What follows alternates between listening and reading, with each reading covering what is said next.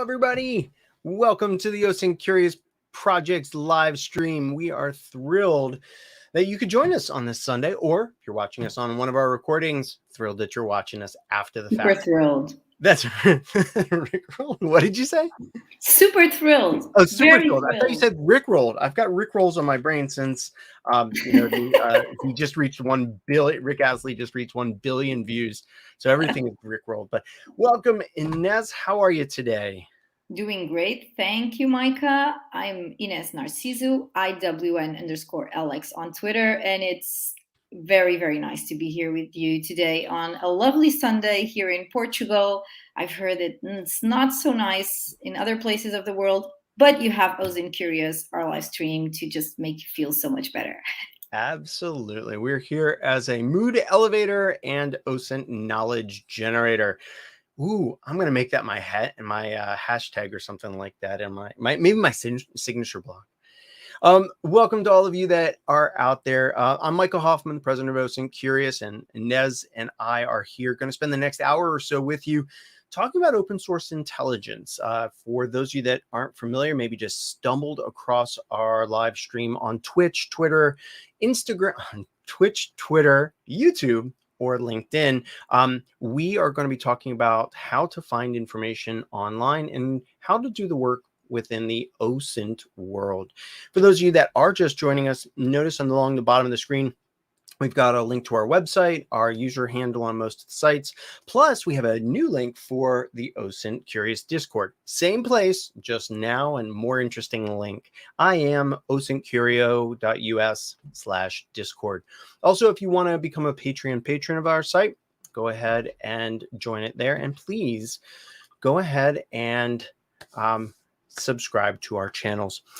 For those of you that are out there, let us know that you're out there. We love hearing from you. Adi's already shown us the way on YouTube. If you're on one of the other platforms, say hi to us in whatever chat application or chat field you have so we know you're out there.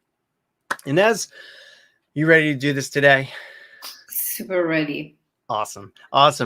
Death Knight, welcome. What we're going to be doing is we're going to be doing two halves of our show. We find that doing two halves is better than three halves. That usually is too many halves. So what we're going to be doing, I don't know, man. This is the coffee kicking in. We're going to be doing for the first half of our show, Geoguessr's Daily Challenge.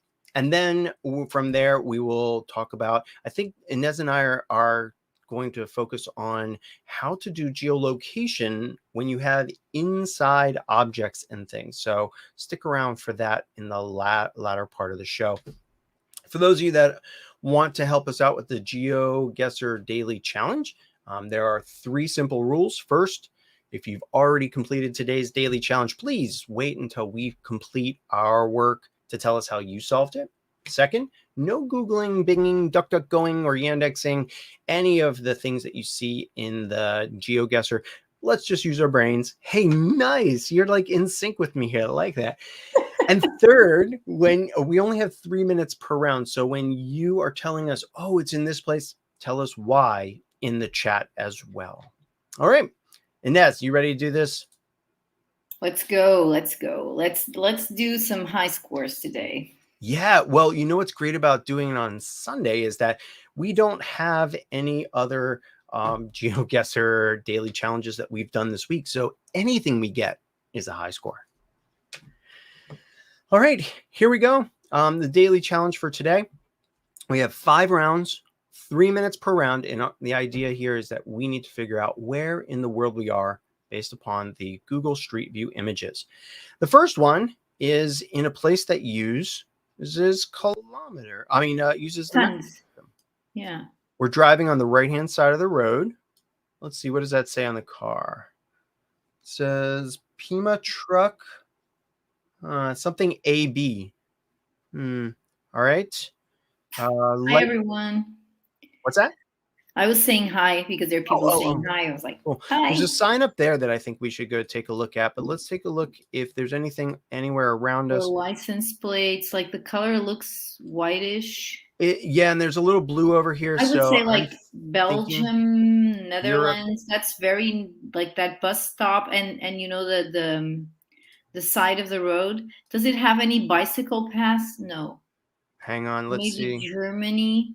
AB, I used to see in Germany, Death Knight says, there's a sign back here. Let me just see if I can grab it real quick. Oh, come on, Micah. Here we go.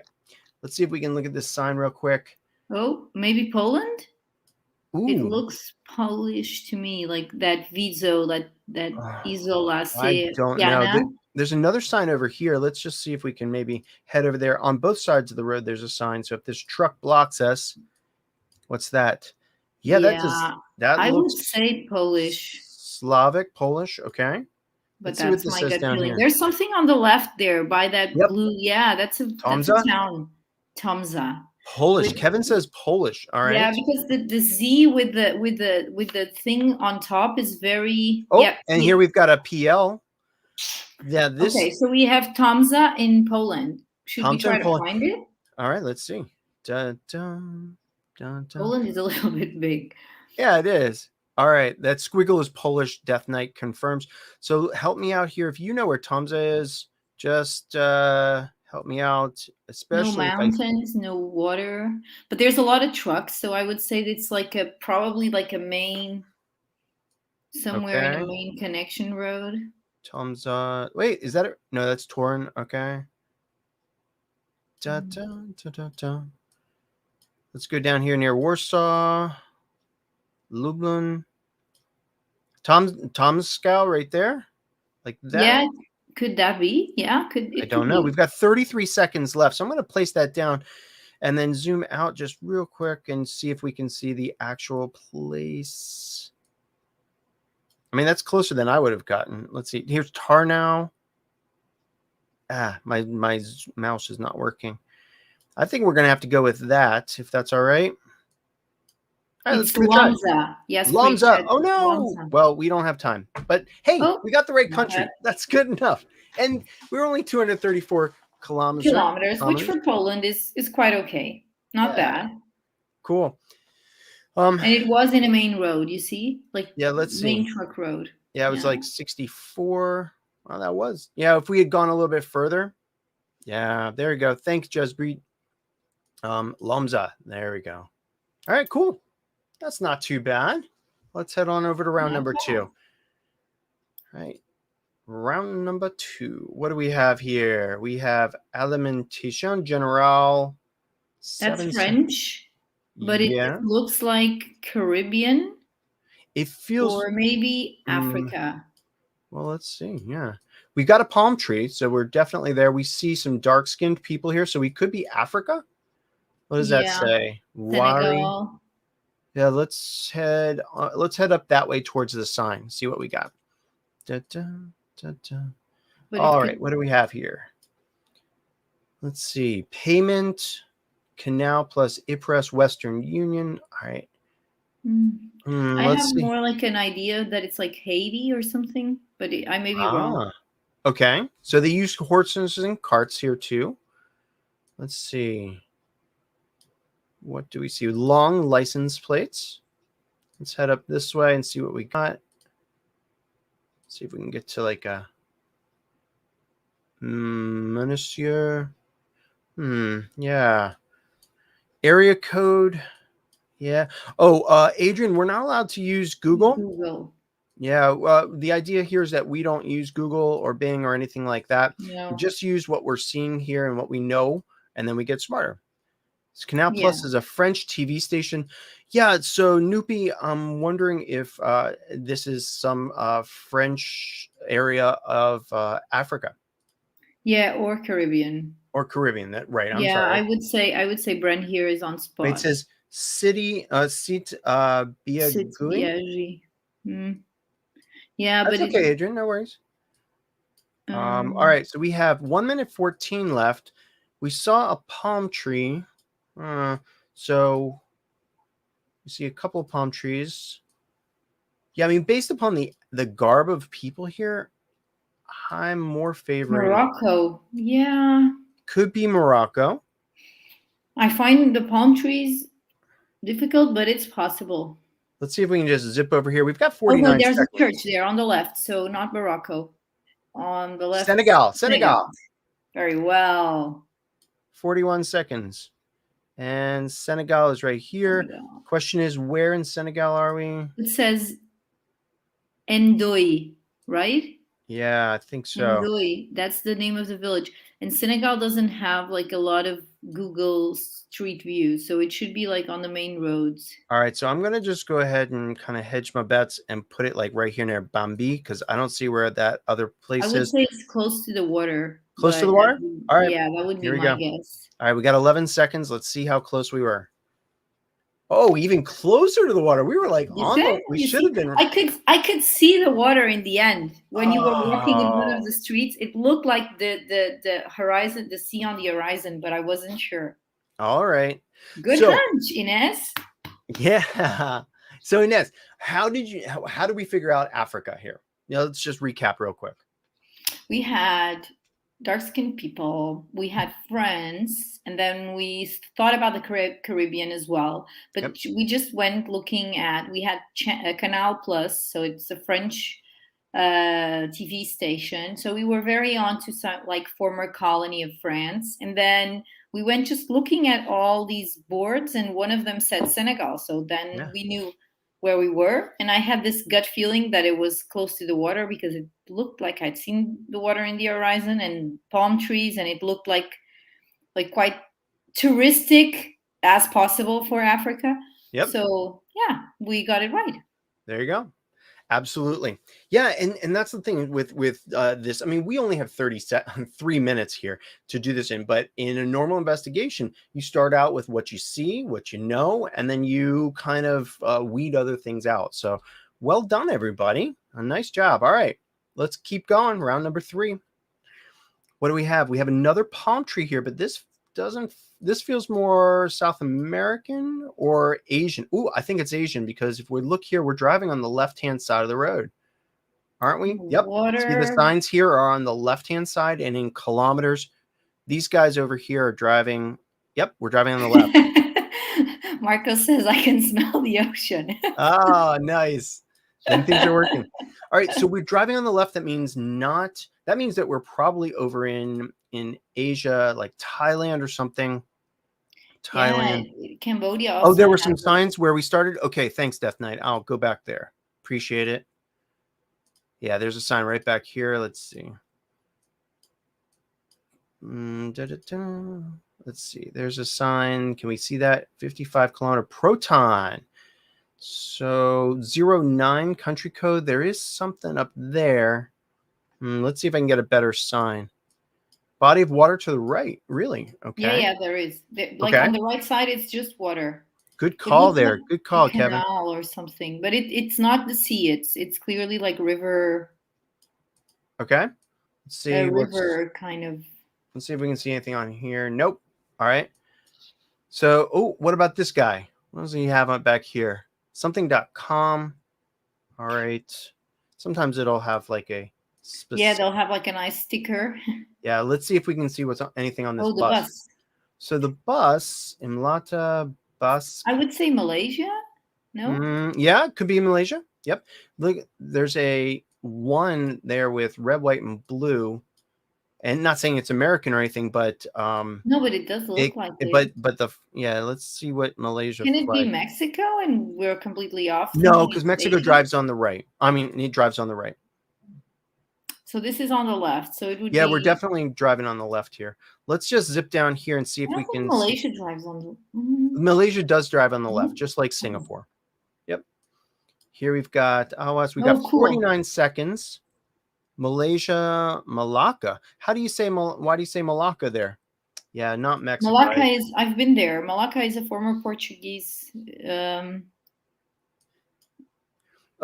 can't be Colombia because we're driving on the left-hand side of the road. That's pretty. All right, we've got 30 seconds left. I think Malaysia would be okay. Yeah, I would say the same. Malacca is a little bit down. Yeah, right closer here, to the border with Singapore. Yeah, there right. It is. We'll give that a try on the big road. See how close we are. It was Malaysia. It was the other side of the country in Kuala Dungun. Nice. So I guess there's a lot of questions here. one of the things that we try to do, since we only have 3 minutes here, is we narrow it down as much as possible. We take those big things that we understand and that can help us sort out things. First thing is, in Geoguessr, they're driving on the right or left hand side of the road. This is a website that we use. I'm going to just I pasted it good. Okay. This is a website called geotips.net. It's one of the many websites that allows us to learn more about these countries. And you see, when you go here, the very first thing is it shows you whether you drive on the right-hand side of the road with these blue countries, left-hand side of the road, the red ones, or whether the Google Street View imagery is from like a trek or a backpack or something on a camel or something like that. So when we saw that we were driving on the left-hand side of the road, you can see these left-hand drive countries over here, from Malaysia and Indonesia to places like Singapore, way down here on the tip, and some other ones. So we also saw on a bus, right? We saw that red, white, and blue. That I said, I'm not saying that this is American flag, but if you look at the Malaysian flag, it looks very similar to the United States, just it has a different logo here in the blue area. So this site can help us understand what an area looks like, and it can help us get smarter about doing the GeoGuessr game and ultimately geolocation. Cool. All right. So that was actually pretty good. Again, 4,000 points. You ready to head into round number 4, Ines? Let's go. Let's do it. All right. US. Here we have domestic and exotic time something hardwood flooring. This is United States. 212. Yeah. That is I'd New say York. US. Yeah. I've seen too many movies. That's right. Yeah, this definitely looks like New York. The question is where? Let's see. St. Clements Episcopal Church. Cool. Yeah, we have shorter license plates, and New York classically will have this kind of darker yellow license plate there.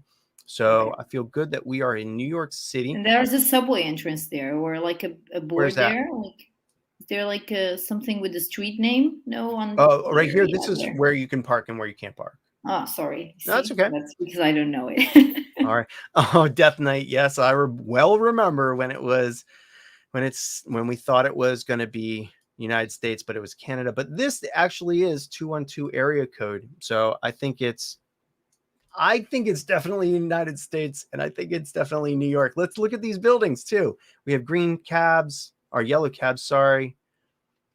Let's head up here to a street. Wow, there's a really tall building there on the left. Yeah, there's a really tall building there.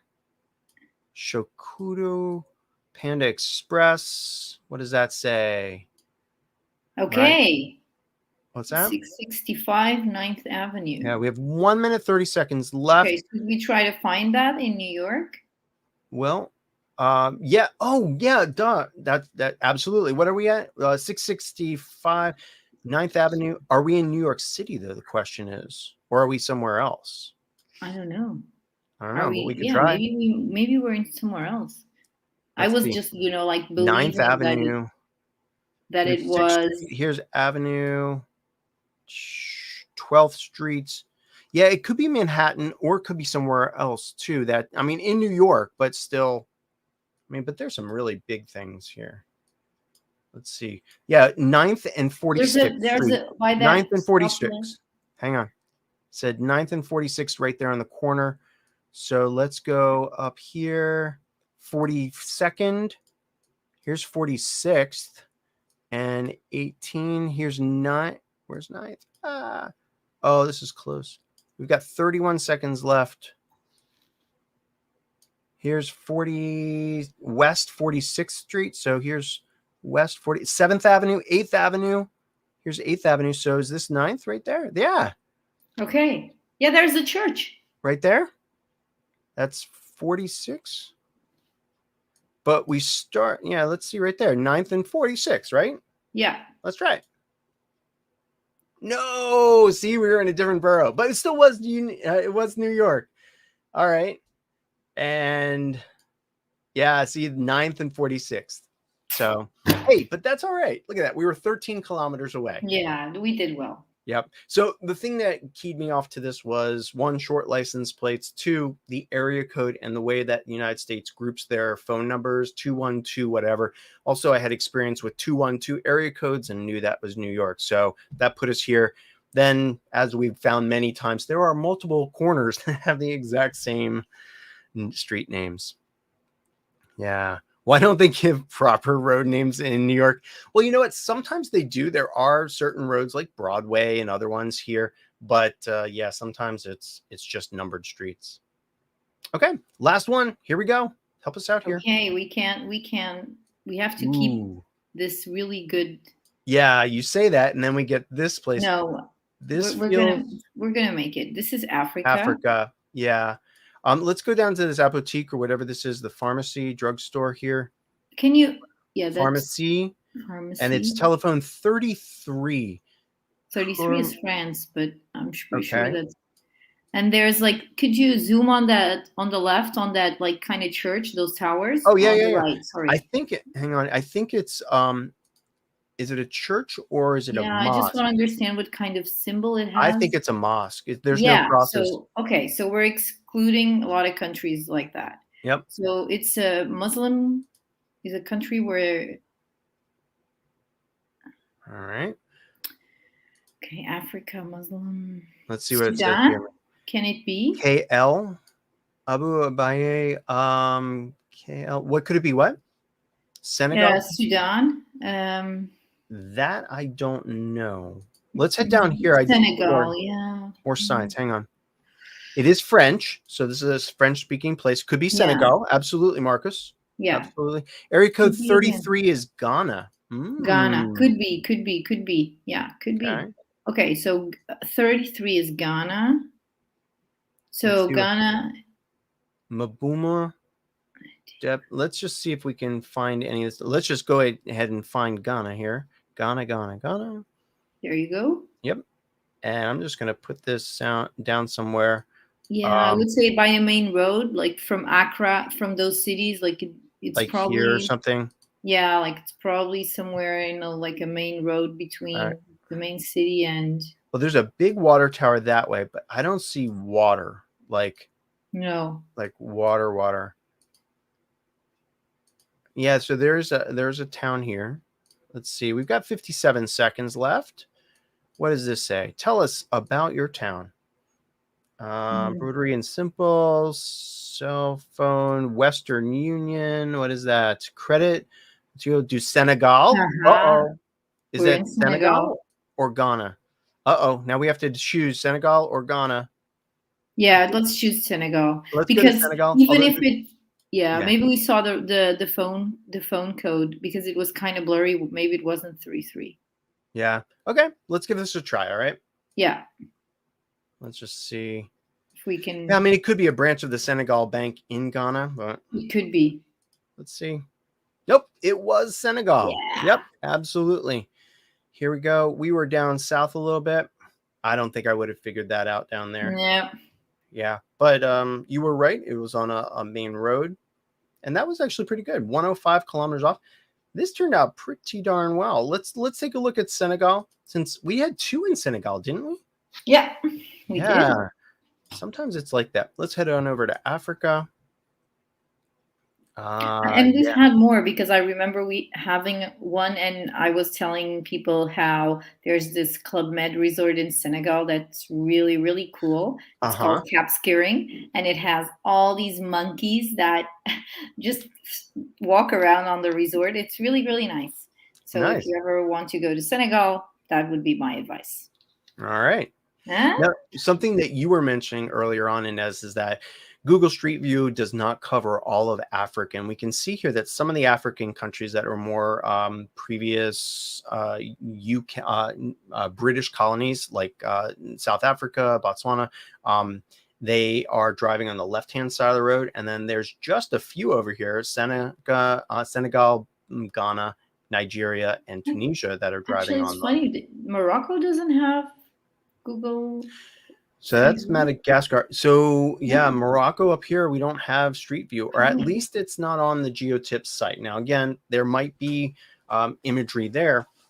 but we just don't have it on this. So we're relying on GeoTips to keep it updated.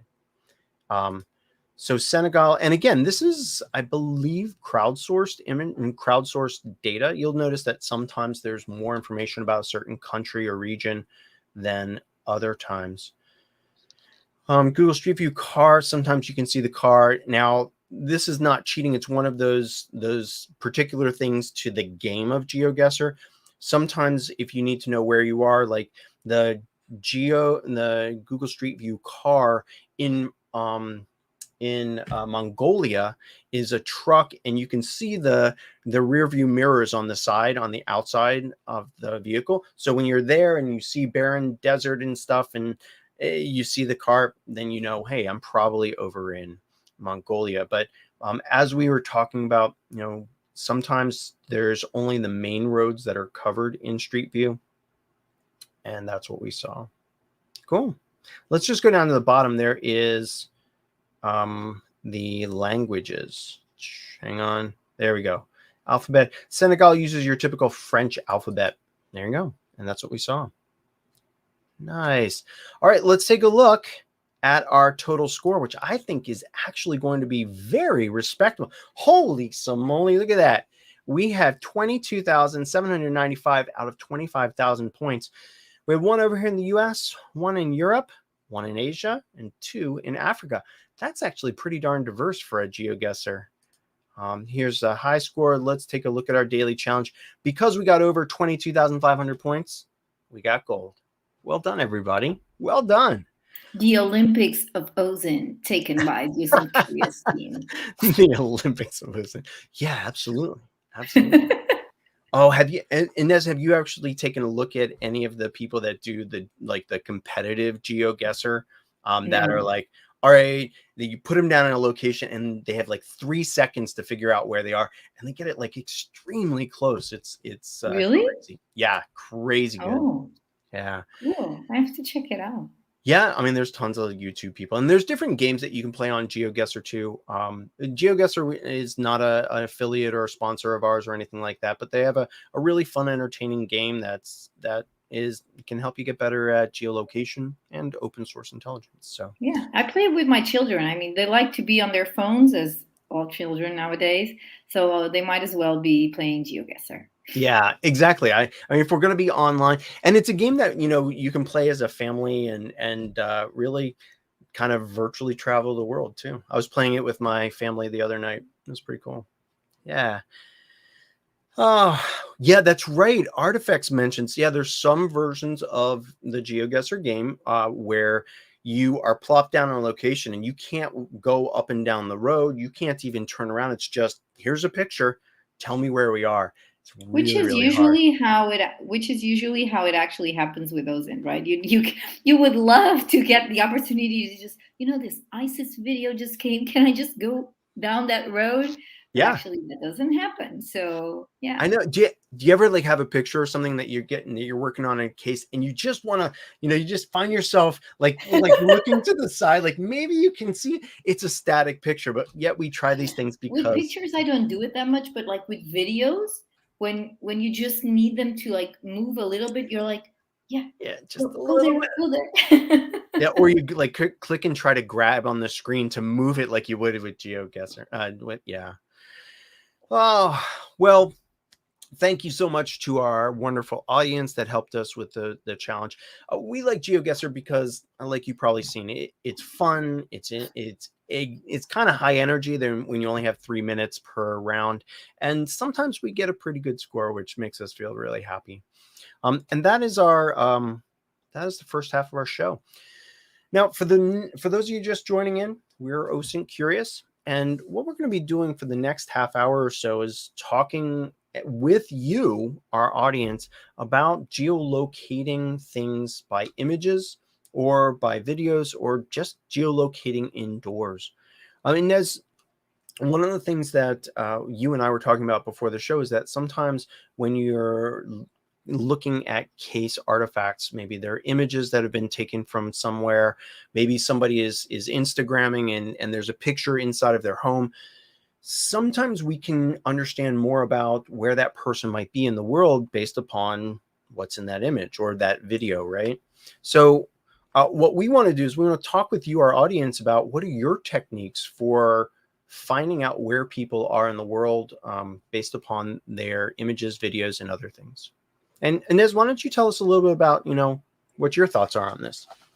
Yeah, so this is something that I've been surprised of how much content there is on OSINT, like geolocating outdoors, like about mountain lines and monuments, and Geoguessr is a good example. But it would be interesting to get like a Geoguessr version of indoors. Like when you're inside, when you get a video or a picture inside a house or a restaurant or a building, and there isn't a lot from the outside to look at. Of course, one of the things we usually do is we look at windows and we try to see what's outside. And sometimes we get lucky enough.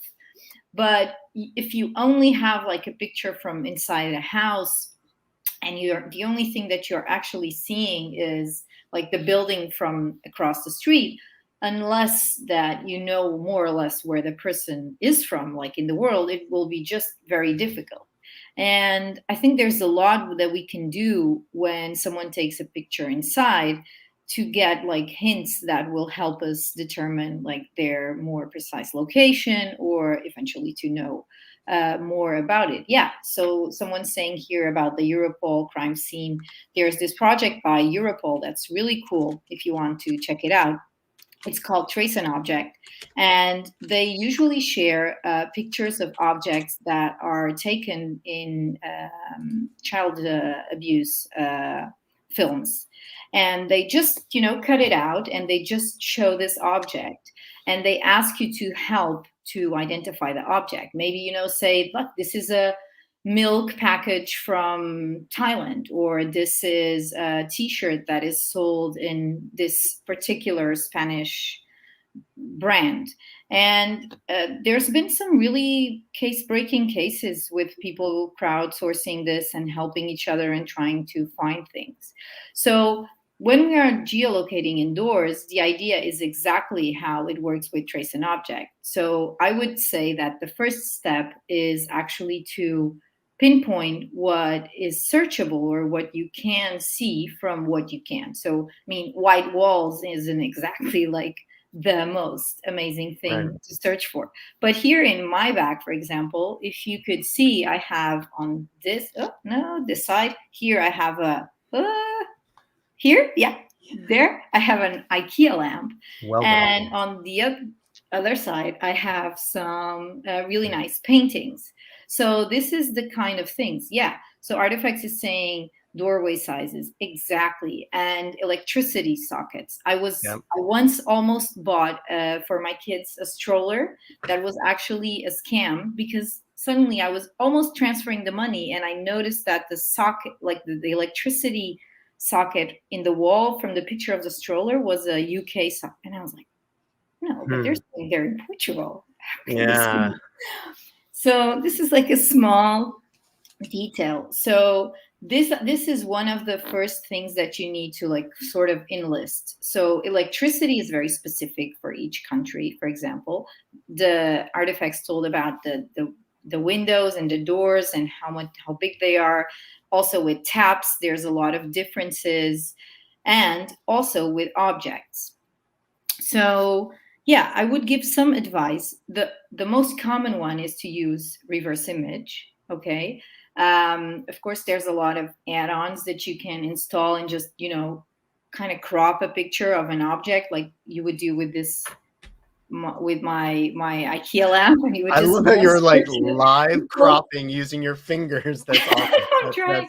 And you would just search it on reverse image until the internet told you, okay, this is an IKEA. And you would be like, oh, IKEA isn't that good to try to see where she's at.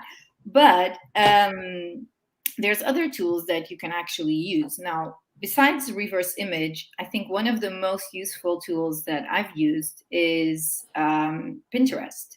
They have like an embedded reverse image system, but it's very focused on sales and in selling products. But that can be really good for like furniture or like clothes, for example, because if you have a picture of someone wearing a t-shirt and you somehow put it through Pinterest, you just have to cut it so that it doesn't appear the person. Pinterest will tell you where you can buy an equal t-shirt. And that happens with furniture as well, and with a lot of objects. So you'd be surprised of how good Pinterest is, better than all the others. And just if you have a necklace or like something very specific and it's being sold somewhere in the world, probably you will find it on Pinterest. So I've had a case, for example, where there was this chair that was very specific, and I went and put it through, Google reverse image, Yandex, all of that, nothing. And then in Pinterest, they told me that it was being sold in Sweden by this really famous designer. So it made like all the difference to break the case. And if you're then in law enforcement, you can even contact that designer. So Pinterest, Google Lens, which is also super cool. If you haven't tried it, it's also really good with objects and trying to identify, for example, an object that you don't really know what it's used for. Like, what is this tool for? Is this like something to fix guitars, for example? It will tell you very often, recognize the tool and say, this is like a tool to fix guitars. So Google Lens, how do you access that? Is that mobile only, or is that using some lens.google.com? Or yeah, Google Lens is an app that you can install on your phone, and then you can scan, for example, text, and it will translate it, for example, for you. But you can also point it up to an object, like a pen, for example, and it will try to tell you what kind of pen it is. If Google knows something more about this pen, it will tell you. It's really good for specific things, that like a tool that you don't really know what it is. And yeah, I've used it with it identifying certain tools, and I found it really useful. Yeah. And you mentioned reverse image search. Adi, one of our longtime listeners, viewers, mentions that there are some specialist reverse image search engines, instead of just using Google or Bing or Yandex, which are very good at doing what they do. Sometimes branching out and using Amazon, Alibaba, or even places like IKEA to do that. I didn't know about Amazon and Alibaba. Thank you very much, Adi. Yeah. And IKEA actually has their own reverse image search. So you upload a picture and you say, what is this? And they go, that is a lamp, or whatever they call it. Adrian asks, is that an AI tool? I'm guessing the Google Lens. Whether the AI, artificial intelligence, is behind it, Google, as we know, has huge indices of lots of pictures and lots of text. So it would really be something that we would look at. We would have to know how Google's coded it to know if it's AI or anything like that. But it's good for some things. I've noticed also that Bing, with their live cropping, and Yandex with live cropping and with their great facial recognition, they are some really good resources too. So Ines, you were also talking about products inside of people's homes. Some of the things that I do in my work is analyzing videos that are inside people's homes. And sometimes when they're doing their selfies and they're like, yeah, look at this. And behind them, you see a certain stroller, and then you see some food processor, and then you see something else and something else, or magnets on the refrigerator.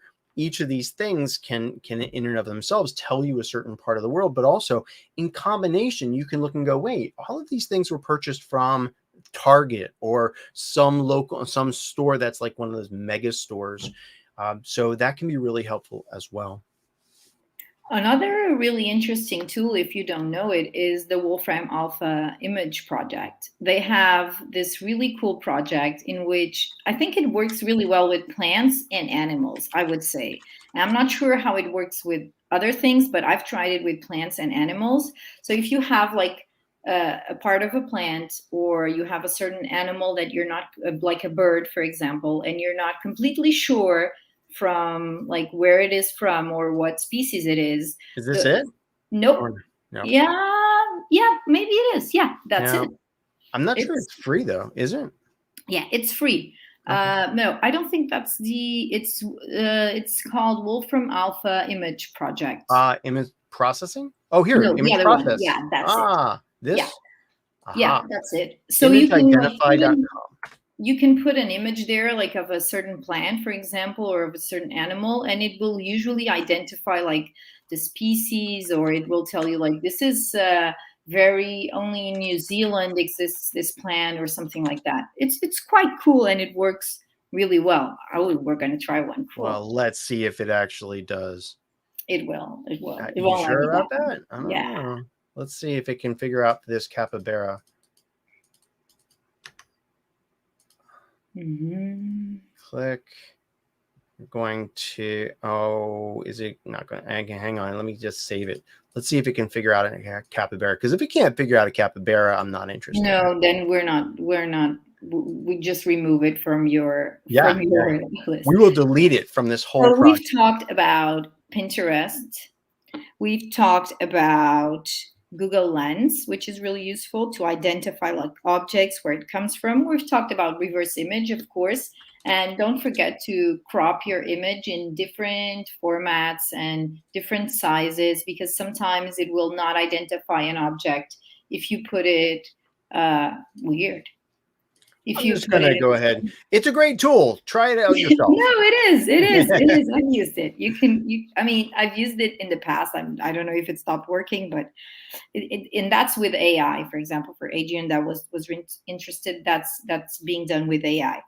Now you can always also search on Google Images for a description of the object that you're looking at or what you want to know. I mean, you'd be surprised of how many times if you just say like logo sports team with eagle and star, and then there will be like tons of logos, and eventually you will find your logo that you're looking at. So that's also a really useful.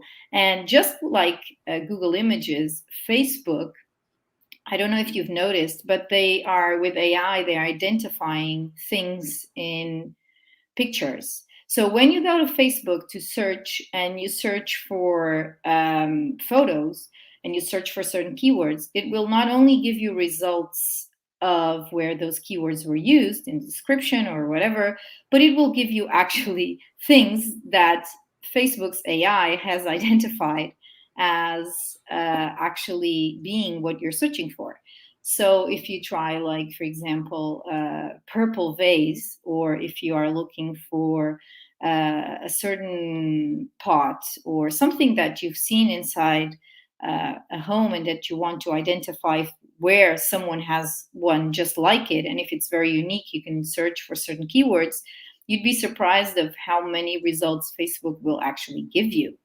So that's another idea. So besides just looking for the images and using like Pinterest and Google Lens and reverse image, also try to describe these objects and write it down on Google Images. Maybe I'm not sure how Bing works, but Facebook does a quite interesting result. If you search for like yellow T-shirt with, I don't know, Black Panther, and it will give you yellow T-shirts with the Black Panther. It's a little bit scary, but and the reason why we're doing all of this image identification is to figure out where those shirts are sold, or where there's a picture of somebody wearing that shirt in a protest or rally, or just other places, because those little pieces, if you collect where the shirt is sold, where the baby stroller is found, where the outlets are, when you put all those little pieces together, what you get is a better picture of where your person might be. Oh, look,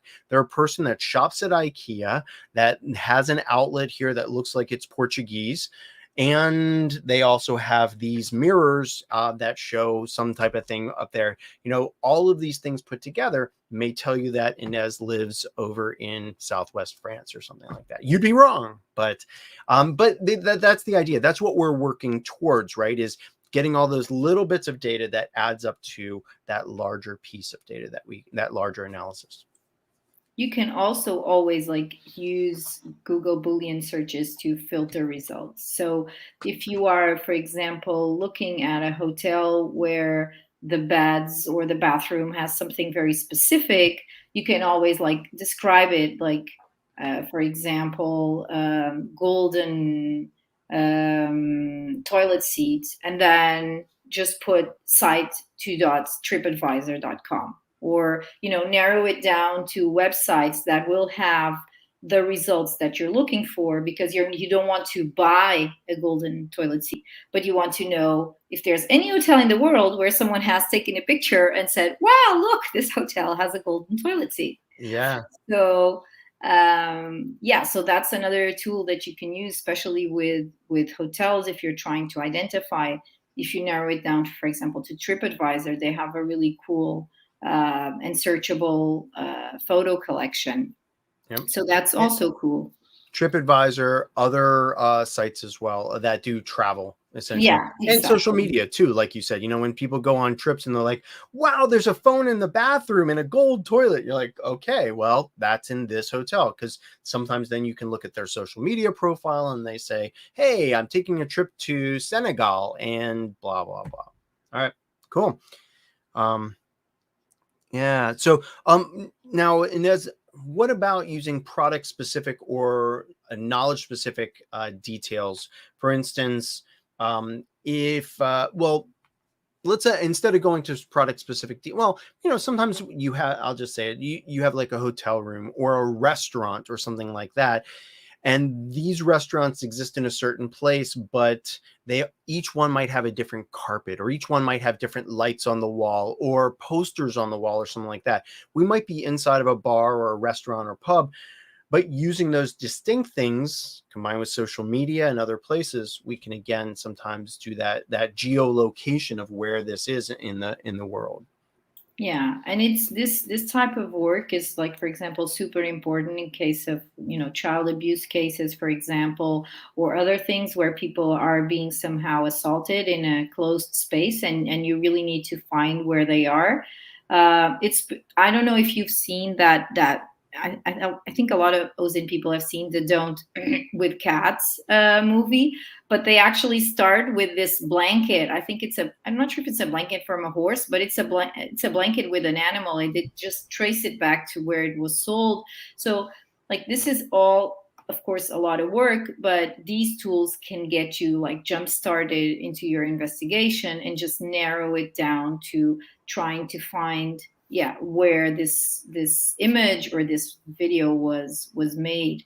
And of course, you need to have like an OSINT curious mindset and just keep questioning, like, where can I keep looking for this? Because sometimes it's not just the tools, it's also like when you go to Google or something, that you just ask the right questions. So don't forget about that. Well, and that's an extremely good point, is that we only know what we know. If all you know right now, because you're at the beginning of your OSINT journey, is Google, Bing, and Yandex, okay, you've got some good coverage of the world. Once you start getting into social media exploitation, once you start getting into some more advanced tools for reverse image searching, I mean, some of the reverse image search engines out there, like trademarks, and you mentioned logos. If you see a picture of something on somebody's desk, just on their desk, and go, oh, there's a very specific logo right there, you can take that logo, go into some of the trademark and logo databases from around the world and search for that and say, oh, okay, well, this is identified to that company in this country, and sometimes just those little things. But Ines, is this you make it sound easy. You make it sound like, oh, you just put this into Pinterest and it tells you where you are and what's going on. Is it that way in real lilife? No, I mean, No. it's going down a rabbit hole, and it's I don't know who was it that someone here was talking about data sets, and of course it's really important that if you work on this area, that you start trying to pinpoint which data sets exist and databases, like with trainer souls Adi was saying. And you can imagine, like, we had at my previous work, we had this database of rooms in hotels, for example. I mean, you have a lot of different databases, that some of them are public, some of them aren't, some of them you can build yourself, but always try to keep in mind that there's not like an easy solution. So it's like the combined effort of different thought processes that will take you there. So if you do search something on Pinterest, like a furniture, and it says that it's from this Sweden this Sweden person, like the first thing you will probably do is, okay, how much does this chair cost? Like, so that you can a little bit narrow down, okay, so it costs this much. And can I find it somewhere else? Like, you can even email the person, like, have you sold how many? And if they tell you like 5,000 the last year, and then you can start narrowing it down. Do you send overseas? No, I just sell it here in Sweden. I don't send it overseas. So maybe then you have another clue. So I mean, a lot of this work is very often like it takes a while, and it's trying and sometimes failing and sometimes successing with success. But as long as if you keep going, then it should be fine. Yeah.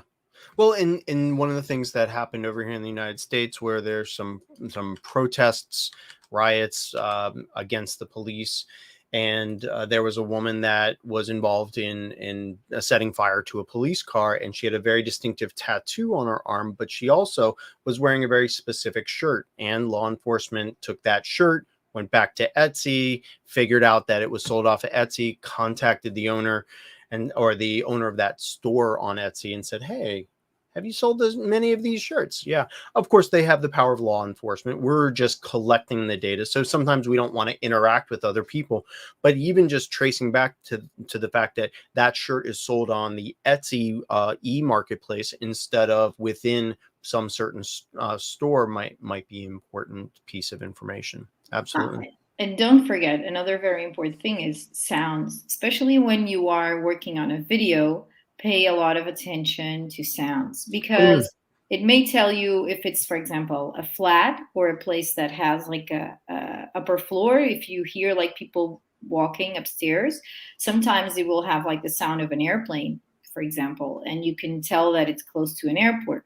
Or you can hear a train, or you can hear cars. Or so sometimes we just focus a lot on images, but sometimes you will also hear different sounds, maybe someone speaking another language in the background, or a certain TV or ring. movie playing. Exactly. I had a case I was working on one time where there was a very specific movie playing, and we were able to figure out when did that movie play on what stations in that part of the world. And based upon that viewing area, we were able to really narrow down things. Now, of course, they could have done on demand or had a whatever, but a streaming service. But in this case, it was very specific. I would caution, I mean, depending upon the type of OSINT work that you do, listening to sounds can be very triggering if you're dealing with fights of people that are being abused and other things. So you may not want to listen to the sounds in some cases, but other times, like you said, you definitely could. Yeah. For those of you that are asking, I see a LinkedIn user is asking, hey, will this be available after the live stream? Absolutely. As you can see on the bottom of the screen here, we have different links that are being shown on our main website on osintcurio.us. OSINT Curious. There's a link to our live feeds. There's also links to our YouTube channel. And if you're on LinkedIn, this video of this live stream will be shown and will be recorded, and you'll be able to view it there on Twitch or on our YouTube channel. So absolutely, you'll be able to go back through all of these resources that Ines is talking about and you are mentioning as well. So yeah. Adrian asks, are there sound analyzers or search tools? There are some, but correct me here if I'm wrong, Ines, but I believe the world of sound analysis of videos is not to the point where we have gotten with images, right? I mean, images, we have these databases, we have lots of tools. With sounds, it's more specific. And if it's language, that's one thing. But if it's, because like there's otter.ai, which is an AI bot that will do translations from audio. But if it's other sounds and things, it may or may There not. should be like a Shazam, but for like day-to-day sounds. Like maybe it's an idea for someone in the audience looking for like something to start on, but that would be really useful. So like different train, different airplane, different cars, different languages, just like a Shazam that you can just go and it will say, aha, this is a woman speaking in Urdu, and you would go, aha, very interesting. Well, and you brought up something earlier, which is, I think, a very core point to open source intelligence, is that when we have an image, a video, we have a sound, sounds, audio track, a MP3, whatever. One of the things we do is we note all of the facts that we are hearing or seeing. Nick's Intel, who's one of our other OSINT Curious Project members, mentioned recently that when he looks at an image, he forces himself to come up with 20 things that he sees in that image. Some of the things you saw us do in the first half of the show, when we got to Geoguessr, I was like, oh, we see a sign with this. We're driving on this side of the road. The road is yellow double lines versus single white line. These characteristics, when you add up 20 of them, you then start getting those search terms that you can use for doing those Boolean searches like you talked about, or just descriptive reverse image searches. And it gives you a better factual understanding of what you're dealing with. Yeah, that's really, really, really important. And one of the things that sometimes we miss is that we don't write down like our hunches. We just write down what we're certain of. And that's a mistake, because if you have like two or three things, two or three objects, or like clues in your video that you're analyzing, that somehow in your searchers it points to, for example, Belgium, but you're not sure, so you don't write it down. I mean, if you have three or four, then at the fourth, you're starting to have like a solid lead that it will probably be Belgium. But if you haven't wrote that down, then maybe you'll lose that, or you'll forget about the other three because you weren't sure. So just write it in a different way. Instead of like, I usually, instead of writing like a connection, I will do like dot dot dot dot dot. Yeah, so that I know that it's connection. like, okay, I'm not sure, but somehow I think this may be connected.